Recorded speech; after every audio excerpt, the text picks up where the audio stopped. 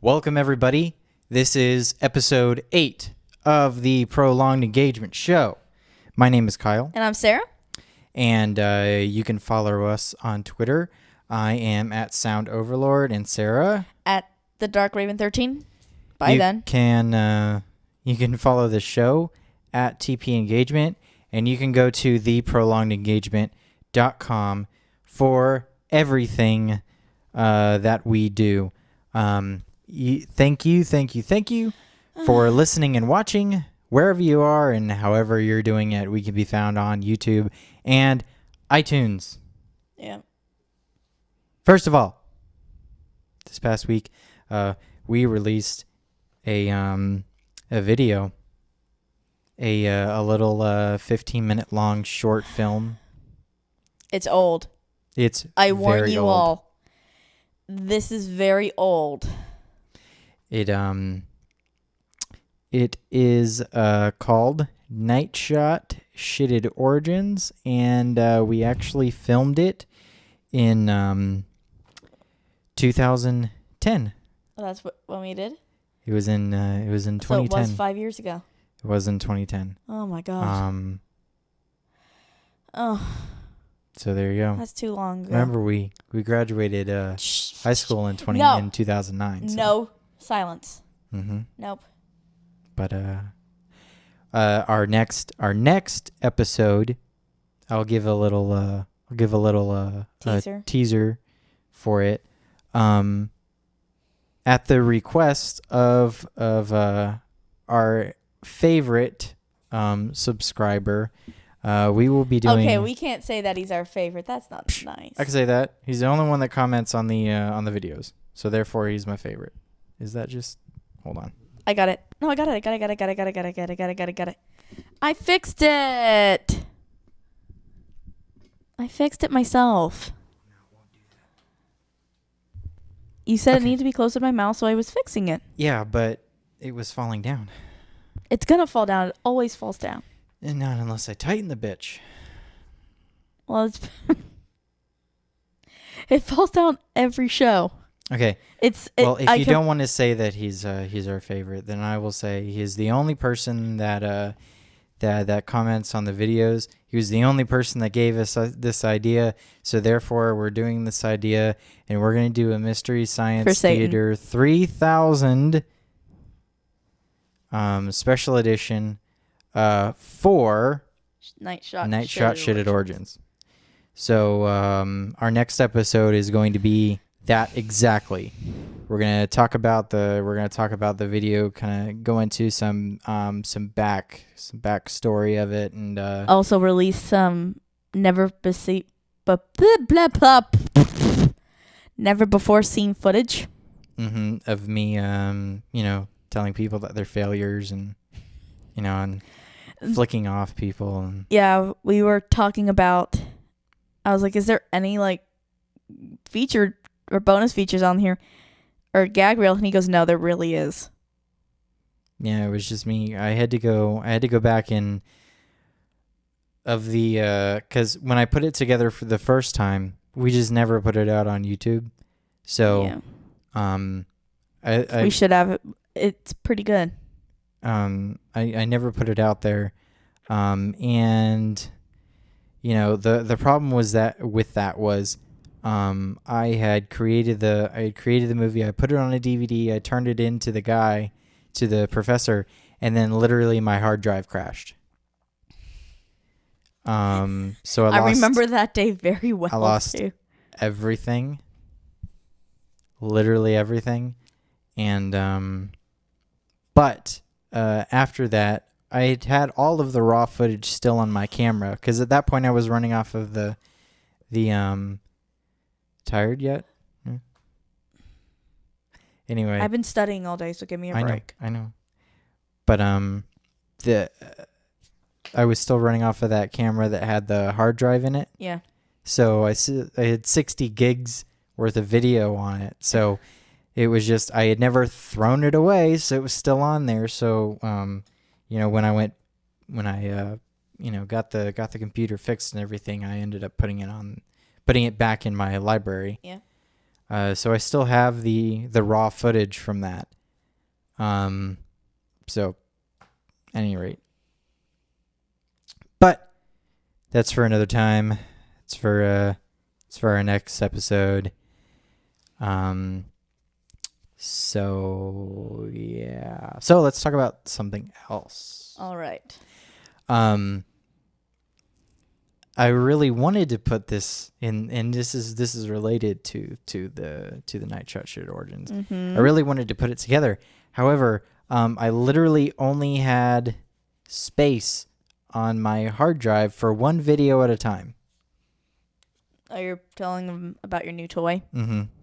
So, with everything else, for everything else on my computer, my Final Cut Pro library was taking up a significant amount of that, and I couldn't put more than one video in the library at a time. Yes, like one I know, rendered, because you were screaming at it. and that's actually why it took so long for the last episode to go up, is because I just didn't have enough space on my hard drive to render the damn thing, and transcode it and get it out to YouTube. That's the reason it took so long.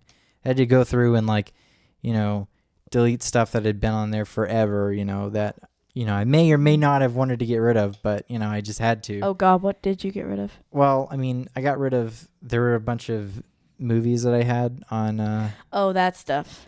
On iTunes and whatnot. Yeah. And so I deleted it, and it gave me an extra 20 or 30 gigs or something like that. So that gave me enough space to transcode it and get it out to YouTube. Okay, I was just hoping that you weren't deleting footage of old stuff that we used to do. Mm-mm. Okay. That's all. That's not even on my. Oh, okay. It's not even there. Okay. I had the hard drive that I had in this computer before was a 750 gig. Yeah. But it was a hard disk. Yes. And so I guess it's been over a year, right? I don't remember. Yeah. It's been over a year since I put a solid state in there. When I put my solid state drive in there, I had taken out my disk drive. Yeah. My DVD drive. I took it out. I bought a hard drive caddy for and put it in the place of my DVD drive. Yeah. And then so I was using that external drive, that secondary drive, as all of my video editing and stuff like that. Yep. But alas, the only time that I missed having a DVD drive in my computer was, when I no longer had it. So I ended up putting it back in and saying, oh well, I wasn't doing much video editing at the time, so I was like, it's fine, I'll figure out something to do with it. And then we started this and figured out, I was like, oh God. And but I didn't want to put it back because I wasn't getting all the speed out of it that I needed to anyway. If I would have gone back to that way, I would have never been able to run Final Cut off of it, because the connections between that hard drive caddy and the motherboard just weren't there. Yeah. So it would have made no difference. So what I did, and I did this for all of you, for all 6 of you. I did this for you. Went out on Amazon and I bought a SATA 3 to USB 3 connector, and then since I don't have USB 3 on my MacBook Pro, I had to end up buying a Thunderbolt to USB 3 connection. That works brilliantly. It works brilliantly. I have since moved my entire Final Cut library onto my external hard drive. onto that drive that was in my computer. And I was rendering, doing everything off of that drive through that connection. So it's worked out brilliantly. And I'm very, very, very happy with the outcome of that. And so with that, I was able to create more events, create more projects. Since I now have the space to do it, it's easier, and I was able to, keep the last episode on there while working on NightShot SHITD Origins. Yeah. So with that, I was I'm very happy with how that turned out. Yeah. And so now I can work on more than one video at a time and not be bogged down wonderful. by deleting one and having to work on the other, and then telling Final Cut, oh, you need to delete all the render files for the project that I'm no longer working on, and that hurts me. It's just but as it goes. Yeah.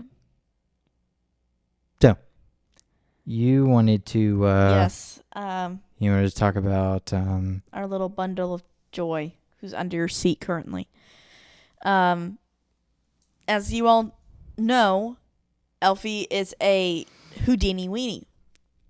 She can get out of her box very easily. And so I went onto the internet, started to do my research, trying to understand this phenomenon that occurred, and they honestly can't explain it.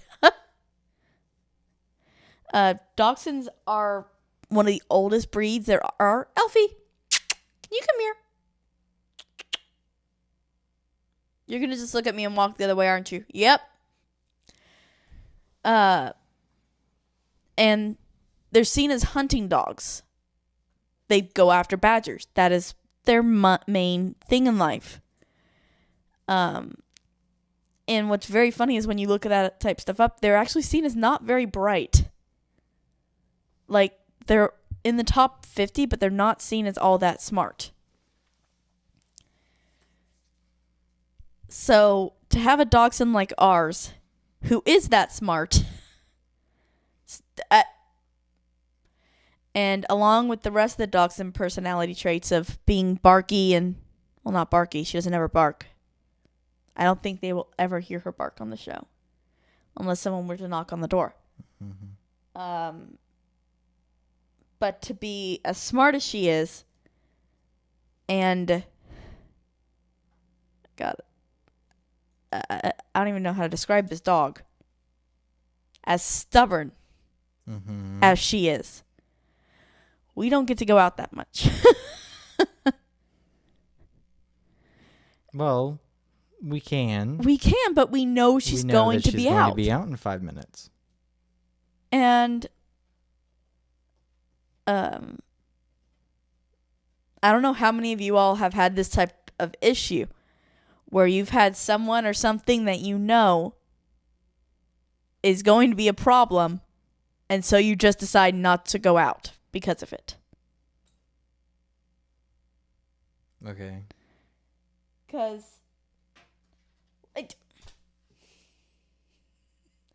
we're not going to have blinds when we move out. We're not going to have a couch when we move out. Can you come here? Show everyone how booger you are. Am I off the screen? Mm-hmm. Yeah. Oh, I'm sorry. I'm sorry. Are you okay? I can hear the licking. I know. I accidentally hurt her. And I'm sorry. Did you hear her yelp? Mm-hmm. Oh, I'm so sorry. She's not going to stop now. I've done this to myself. Mm-hmm. Your subject is riveting. I'm sorry. But yes, this is what we deal with. And if we leave for any amount of time that is over 5 minutes, like, even if we leave for like 2 minutes, She is out of her box. And then she does this. And I feel bad for getting mad.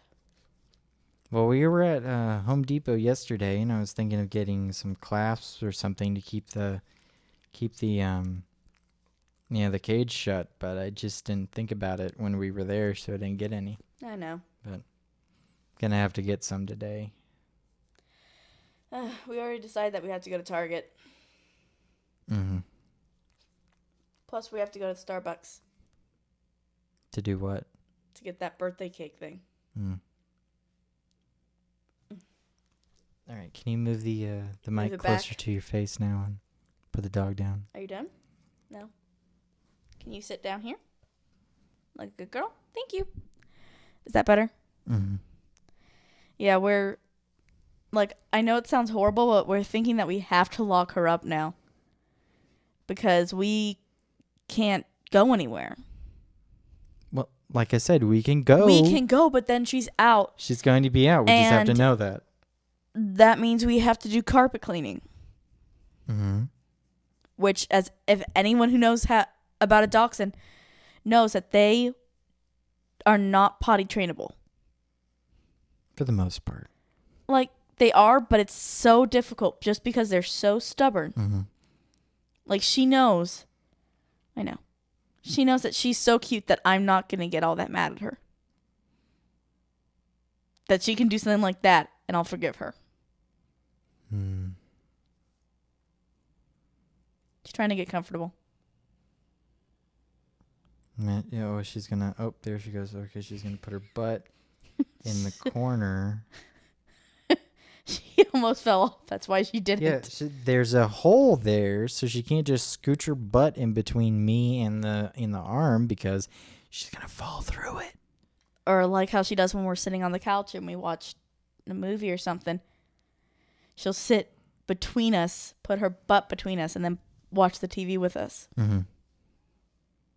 But yes, she is a very strange dachshund. I think that's what I was trying to get to. She's a strange dachshund. She doesn't conform to any of the, like, what they want. Breed standards? Yeah. The only breed standard she concises to is that she's 10 pounds. Mm-hmm. That's it. The rest of them, the I'm sure personality. that everyone knows exactly what the breed standards are. Breed standards, the dachshund has to be a certain length, certain weight. Her length is correct too. She's supposed to be a dapple, which means she's supposed to have supposed to have 3 colors, which she doesn't. I only see 2. Unless I'm going crazy, which I possibly might be. What else? But the personality is what she doesn't fit in the little box to. Elphie doesn't bark. For the most part. She's only barked when the mailman comes and knocks on the door. She'll bark once, like, who's there? Mm-hmm. And then she's done with it. She's done. But she barks when she wants your food. Oh, she barks if she wants food, but she'll raptor more. Mm-hmm. Raptoring is where she goes. Mm-hmm. Is that really close to the sound? Almost. But it sounds like a velociraptor. Mm-hmm. And she'll bark when she wants to get out of the box. Mm-hmm. And that's about it. And her personality, but her basic personality doesn't match it. They say that they're supposed to be brave to the point of stupidity. Okay. Which is not alphabet at all. No, she's very shy. Yeah, she's very shy. She's very quiet. Last week, we took her to the dog park. Mm-hmm. Thinking, okay, this is a brilliant idea. We'll take Elle to the dog park. She'll make a friend or two. And we'll be able to meet more people. Mm-hmm. As you know, it didn't happen.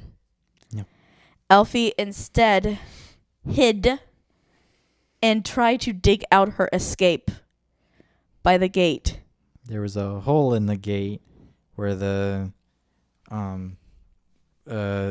what is that called? The part that the hinge. Yeah. It was a chain link fence, so the hinge, it was a large fence gate. Yeah, like I think one of the gates that you could like open the gate and drive a car through. Yeah. And so the hinge is very, very big, and so there's a good amount there. You say 3 to 4 inches there. She had her shoulders through. Yeah, it was like up to her shoulders. Yeah. She was digging out of the dog park. She was making her like great escape out of the dog park. That was how badly she didn't want to be there. And it really did it for me when we go to sit on the bench and then she just jumps up on the bench and sits between us. Yes. And I was like, dog, if you wanted to do this, we could have stayed home. Yeah. Go. Get off the couch and go play with another dog. Yeah. Go now. But she didn't. She eventually hopped off of the bench and hid underneath. Mm-hmm.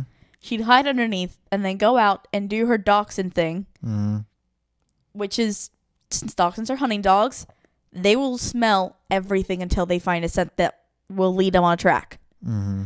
Then once they find that track, you're done. You'll never get your dachshund back. And so she was doing her thing and doing her dachshund thing, and then like another dog would be like, oh, look, the tiny one's out. And run over and say hi to her, and she'd hide, and she'd dash back under the bench. Mm-hmm. Made us look completely like she was antisocial. Mm-hmm. Definitely. And I was like, she's really not. She's a sweet dog. She was more willing to actually be held by other people too. Mm-hmm. Yeah, there was that other couple that was there with that. What they had a mutt. Yeah. Pretty much everyone had a mutt there. There's a couple pure breeds, but most of them were mixed breeds. Mm-hmm. But it was so sweet. And yeah, none of them were like, you couldn't just sit there and go, oh, well, that's a lab, that's a pit bull, that's it wasn't anything like that. It was, what the heck is that? Yeah. What type of dog is that? They were all gorgeous dogs, though. I won't. Yeah, all of them were well behaved. There was only one that was an issue, and that was the Australian Shepherd. That was there. Yeah. He immediately came in and started barking at the other dogs, but he wasn't going to like attack them or anything. He was so excited to play and have friends that I don't think he knew how to act. Right. He was just He was just overexcited. Mm-hmm. And it was a problem. Yeah, and then severe one. And then people were like throwing balls around, and he was like, kind of. He was very protective of his balls. Yeah, he was like yapping at the other dogs, like, stay away from my ball. Yeah. America. But other than that, I mean, there weren't any dogs there that were mean or had a bad demeanor or anything. And Elphie, I think if she wouldn't have been so shy, I think we should go again tomorrow. Try again. Because I think she would have gotten along with most of them if she wasn't such a strange little dachshund. I think if we just put her in the situation. Put her in the middle, I think. Put her in the middle, put her in the situation more than, a few times. Should figure it out and go, I guess I gotta do this. I gotta do this crap. But yeah, I think that we should at least take her back there and do things like that. But she's just so into herself for the most part. I walk her outside and people are like, oh, she's so cute, and and then they like put down her hand and she's like, screw you, peasant. I shall not even look at you.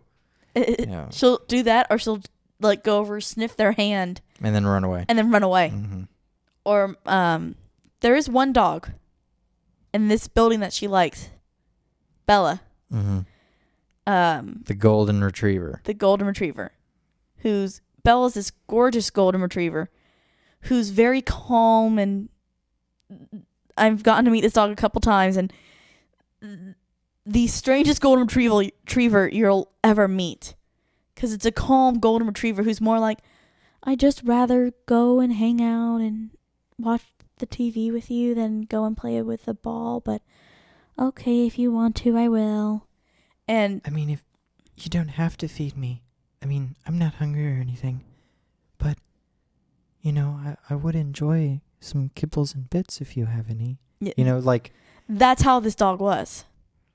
Yeah, be a little more forceful there. You know. And poor Elphie here is robber comes, you know, and an assailant comes to the door and says, "Hello, sir. Would you like a hot beverage? I'm sure that my master can get you one." Like, bark at him. Why are you not barking at him? Yeah, that was Bella. Yeah. But such a sweet dog. And Elphie, only time I've ever seen her show interest in another dog. And it was, I think part of it was because they were stuck in the elevator together, riding down. And it was just the cutest thing because she goes over, like, sniffs her, and then sits between her legs. Oh, really? Yeah. And they just rode down that way, and I started talking to the owner. I was like, oh my gosh, she never does this. And Bella's like, well, she gets along well with other dogs, and she's able to, she's not really all that hyper for a golden retriever. I was like, my dog likes your dog. I'm happy. And so I was dumb enough not to, like, switch numbers. Oh, Yingling. She likes Yingling a lot, and I did get that owner's. Which is a black and tan dog. Yeah. Which I find extremely hilarious. Yeah. But Yingling is a mixed breed that Elphie likes. But she's so very, like, picky about who she likes that it's ridiculous. Like, the dog has to be as calm as she is. Because this is her honest to goodness active state.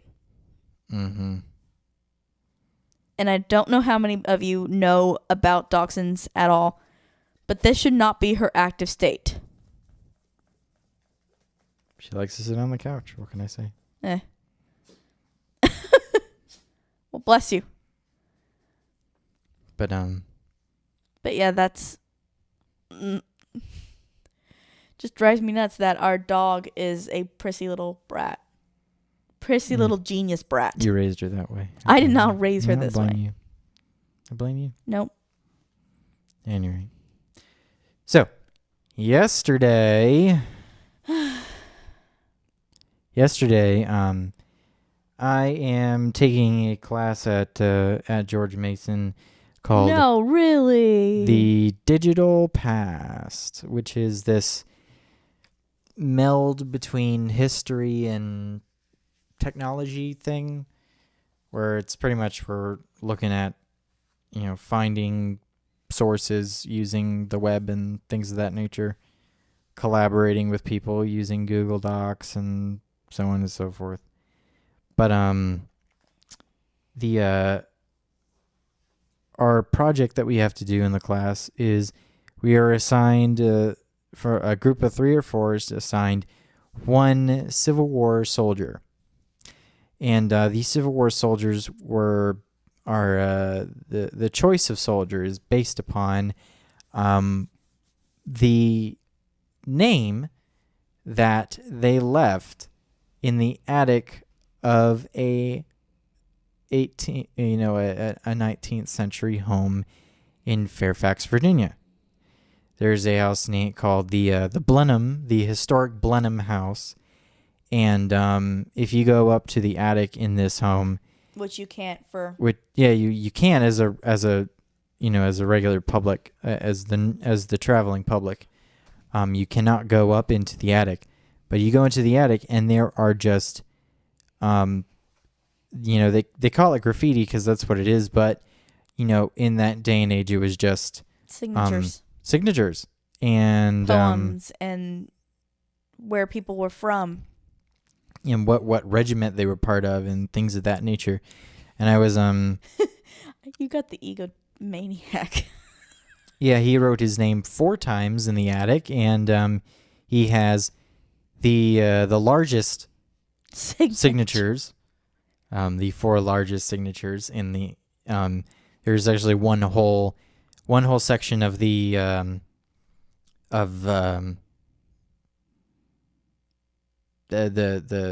one whole section of the wall, where it's literally his whole name and Regiment, the regiment and the date and everything all across the entire wall. And he's also the only one that uses this weird sepia colored crayon as his Don't you mean crown? Crayon. Crown. As his implement of choice. Yeah. So that was just all right. I'm dying of thirst. I need to go drink something. And I can hear like yeah. In the It's partially me too. Ugh. We'll be back in a second. Oh. Okay. I think that was like a 10-minute break. Not even. I have no idea what I was talking about before then. Blenhiem House and the graffiti. Blenhiem, blah blah blah blah. Graffiti. Charles H. Johnson is my Civil War soldier. So yeah, I went to, I told Sarah that we were probably going to go to this house at one point because it's just it's neat. It's just neat to see that there were graffiti from Civil War times. What? Drink, please.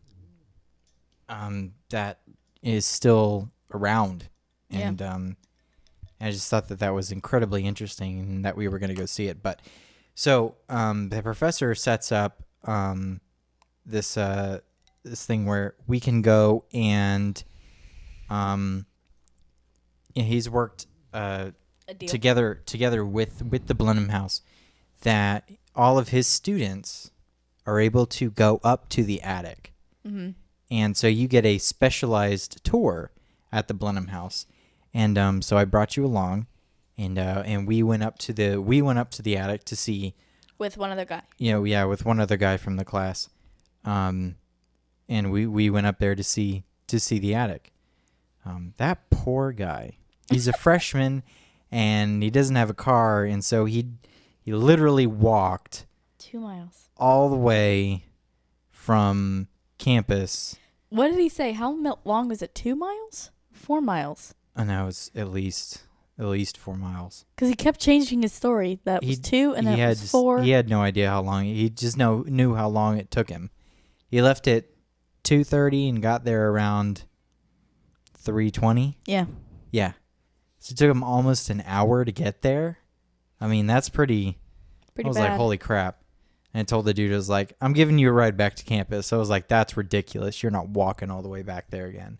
And you saw how far it was to get from Blenhiem to Mason. I was like, this is ridiculous. I was like, gee whiz. You felt don't bad have for one him. single friend on campus that could have taken you out there? Well, he probably has all freshman friends. Oh, my God. Think about that. He said no freshman can have a car on campus. Mm-hmm. If all your friends are freshmen, none of them has a car. Ugh, that's awful.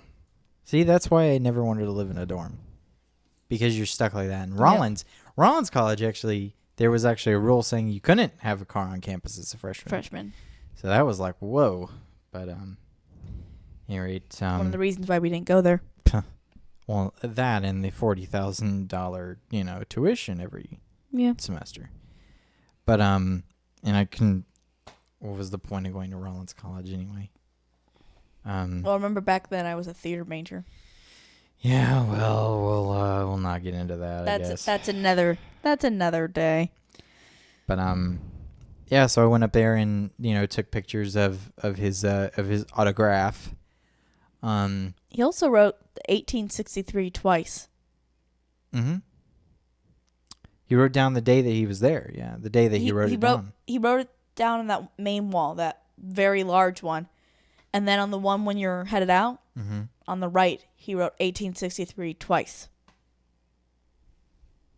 Oh, you wrote 1863, then right underneath it, 1863? Oh, okay, well. Did you not get a picture of that one? Mm-mm. Well, I mean, I got a picture of every single one of his.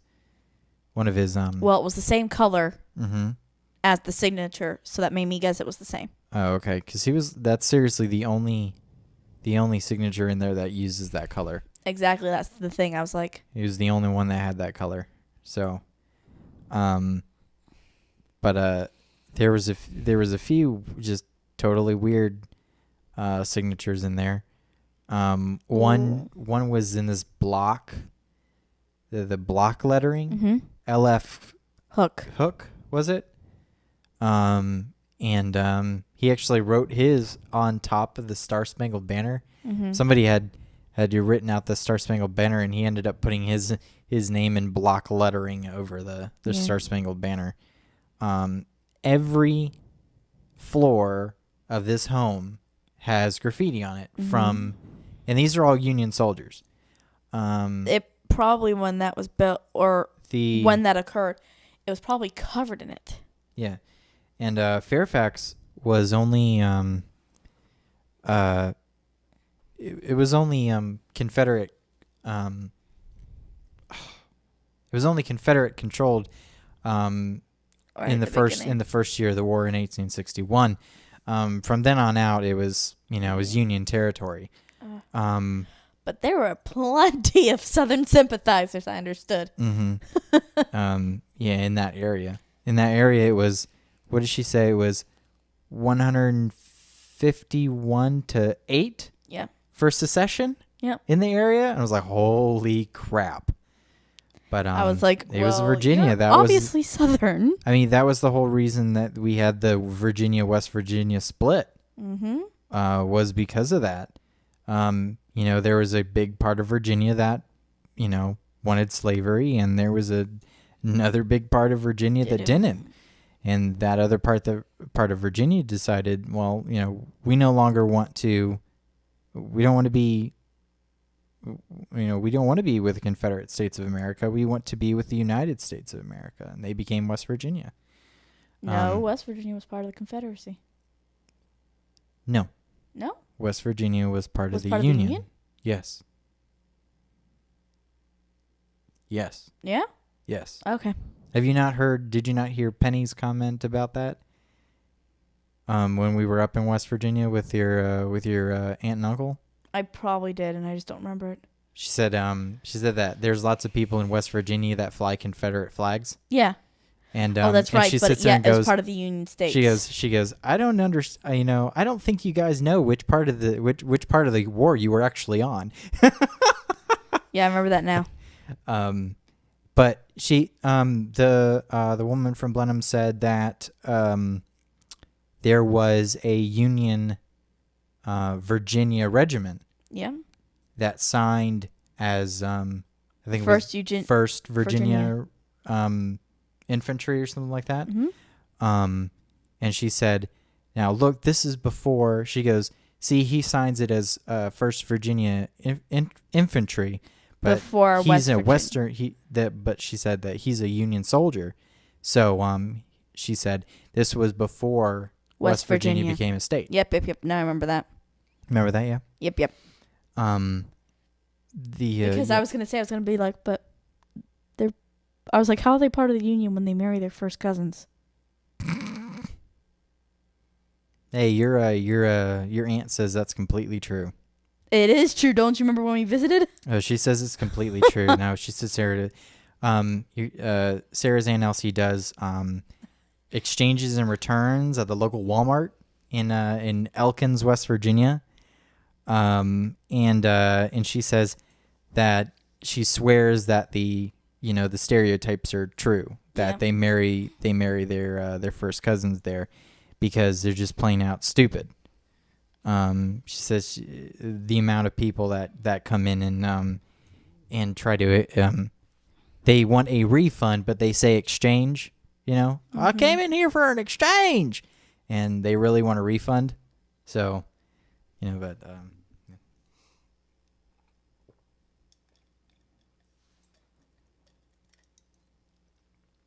Thanks for leaving me hanging there. Well, I was waiting for the drink. I'm thirsty. Oh. All the people on the audio feed are just going to be like staring at their iPod going, or iPod. they're gonna stare at their iPhone, going like, "What are they doing?" And then they're gonna say, "Oh, Kyle was taking a drink, and Sarah was just staring at him, waiting for the drink." Goodness gracious! I love you.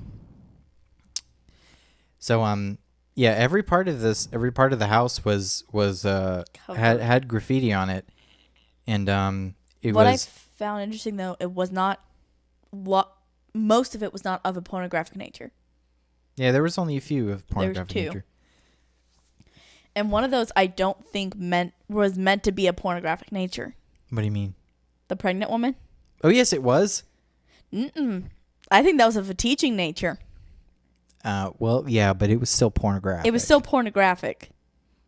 I don't think they went like, "Hey guys, I want to jerk off to this." No, that's not. No, it was. It was meant to be. Well, pornographic doesn't mean that you jerk off to it. That's not what I meant by it. It just means. Find that it's not of a sexual nature. Mm-hmm. Is that better? Definitely was of a sexual nature. You don't know what you're talking about. You're crazy. No, you're crazy. No, because the one I'm talking about was of a woman who was obviously pregnant, but it looks underneath, because it looks like it's double layered. To where the first one is the woman is just naked, fine, and then like they put the belly on top. You think? That's what it looked like to me. Well, I think that somebody drew a pregnant woman and then somebody straight up put a vagina on that woman. Really? That's what it looked like to me. It looked like somebody had drawn the pregnant woman, and then somebody was like, "You see this thing right here? I'm going to draw it here. I'm going to draw this in detail between this woman's legs that you've drawn here. I'm going to draw this thing in detail. If you mess with this, this is what you get, and then you have to deal with it." I think is more or less what it was. What is it was alluding to? What it looked like to me, at least, it was like one of the older soldiers saying to the younger ones, "Now you listen here. You do this, this ends up happening. You don't want this." But there was an obvious. When you looked at it, there was the outline of the woman's body was clearly done, quickly and without much. But there is an extreme amount of detail on the pregnant belly. And then the vagina that is actually drawn on there. There is a it's darkened. Yeah. Like that. It's it was darkened. There's clearly where you can see the different parts of anatomy in there. Yeah. And I'm sitting there going, whoa. Like somebody been either staring for a long time, or missing it or something. But like my whole thought was that it was a teaching tool, too, because you have to remember, like 16 and 17-year-olds were part of this war, and so they were probably getting the talk.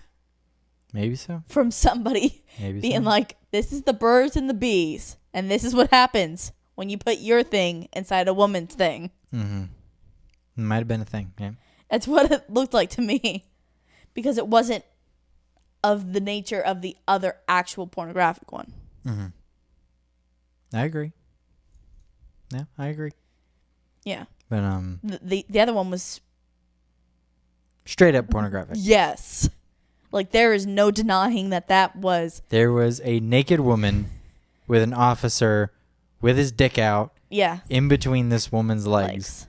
And his junk is showing. Oh yeah, you can clearly see his penis. And the underneath it is in German writing. It's in Old German. And it says something to the fact of, this much for a session or something like that. Yeah. Like there was an officer that it was $1 for a session, and so he goes, "Can I pay you when the paycheck comes in?" Right. Can I pay you on next payday? It was $1 too. I remember that detail because I was like, "That's really cheap." Yeah, that was actually it was etched out. It looked like someone tried to get rid of it. I mean, they couldn't. There was no. You could not get rid of that. No, you could clearly see it through the scratchings, but yeah. Other than that, then naked pregnant woman, and then the officer and the thing. I was expecting like one like cartoon dick up there. I was expecting like something like that, but maybe that's just a thing of the 90s. The just a late late 20th century, early 21st. Like, I don't think that was something that they actually used that was rude. Maybe not. The one that I really liked was in German. They wrote, it was in slang German too. Mm-hmm. So it was difficult for me to decipher.